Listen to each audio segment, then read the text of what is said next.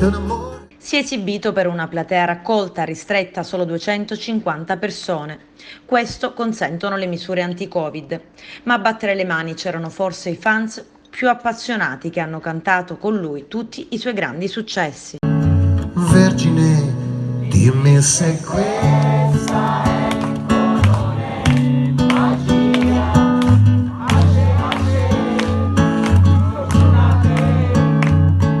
chi dice che non è vero, siamo obbligati ad essere felici.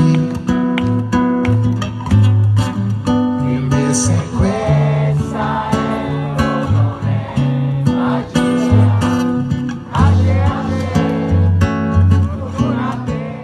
Mario Venuti è il primo artista siciliano a tornare sul palcoscenico dopo il lockdown.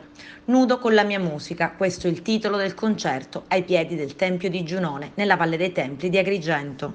c'è gente che ama mille cose e si perde per le strade del mondo.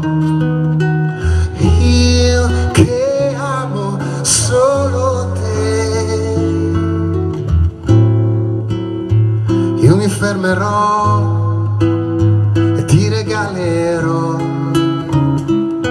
quel che resta della mia gioventù.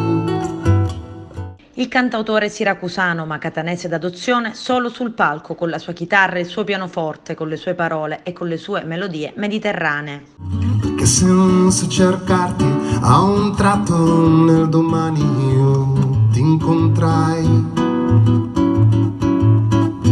ma adesso che ritorno al tempo che prima era mio, mi sento sperso nella stessa mia città. Stiamo imparando come si fa a privarsi dell'aria